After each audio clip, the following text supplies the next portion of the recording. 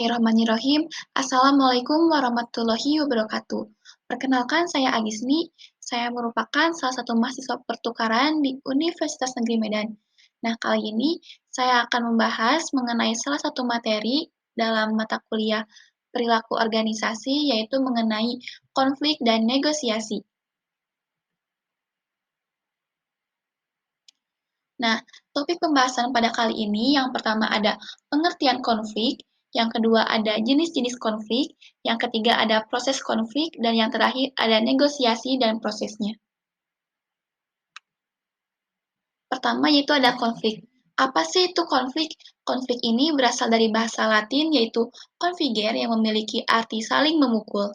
Nah, konflik ini dapat diartikan sebagai suatu proses sosial antara dua orang atau lebih, di mana salah satu pihak berusaha menyingkirkan pihak lain dengan menghancurkan atau membuatnya tidak berdaya. Selanjutnya yaitu jenis-jenis konflik. Nah, jenis-jenis konflik ini terbagi menjadi 5 bagian. Yang pertama ada konflik intrapersonal, yang kedua konflik interpersonal, yang ketiga konflik antar individu, keempat konflik antar kelompok, dan yang terakhir konflik antar organisasi. Selanjutnya yaitu proses konflik. Nah, proses konflik ini menurut Ahmad Sudiro dibagi menjadi 5 bagian. Yang pertama ada pertentangan atau ketidakselarasan, di mana pada tahapan ini adanya kondisi yang menciptakan munculnya konflik meskipun kondisi tersebut tidak mengarah langsung ke konflik dan memunculkan peluang terjadinya suatu konflik. Yang kedua ada kognisi dan personalisasi. Pada tahapan ini, di mana isu konflik didefinisikan dan dicari jalan keluarnya sehingga konflik terselesaikan.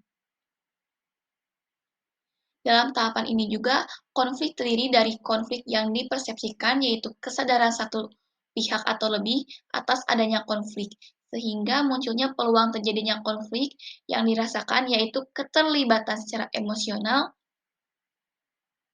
sehingga menciptakan kondisi cemas, tegang, dan frustasi. Yang ketiga, ada maksud.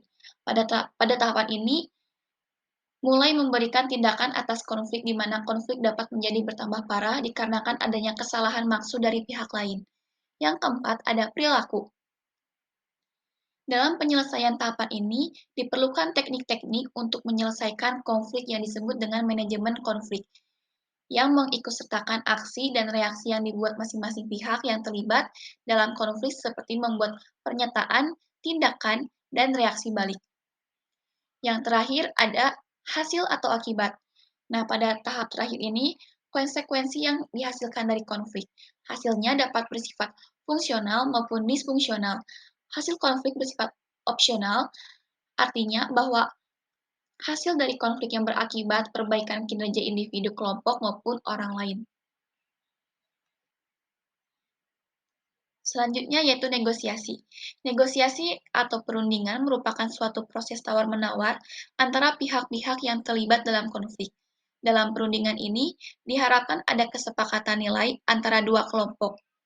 Maksudnya, negosiasi suatu cara bagi dua atau lebih pihak yang berbeda kepentingan, baik berupa pendapat, pendirian, maksud, maupun tujuan dalam mencari kesepahaman dengan cara mempertemukan penawaran dan permintaan dari masing-masing pihak, sehingga tercapai suatu kesepakatan atau kesepahaman tersebut. Nah, tahapan negosiasi menurut Robbins yang pertama ada persiapan dan perencanaan, di mana sebelum bernegosiasi perlu mengetahui apa tujuan dari Anda bernegosiasi dan memprediksi rentangan hasil yang mungkin diperoleh dari paling baik hingga paling minimum yang bisa diterima. Yang kedua, ada penentuan aturan dasar. Nah, begitu selesai melakukan perencanaan dan menyusun strategi, selanjutnya dimulai menentukan aturan dan prosedur dasar dengan pihak lain untuk negosiasi itu sendiri. Yang ketiga, ada klarifikasi dan justifikasi, di mana ketika posisi awal sudah saling dipertukar baik pihak pertama maupun kedua akan memaparkan, menguatkan, dan mengklarifikasi dan menjustifikasi tuntutan awal.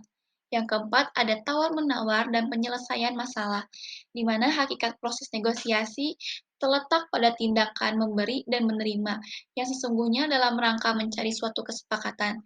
Nah, disinilah konsekuensi tidak diragukan lagi dan perlu dibuat oleh kedua pihak. Yang terakhir ada penutupan dan implementasi.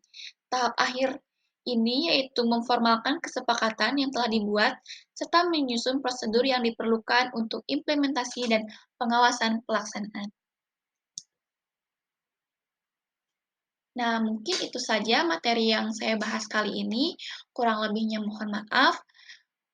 Terima kasih. Wassalamualaikum warahmatullahi wabarakatuh.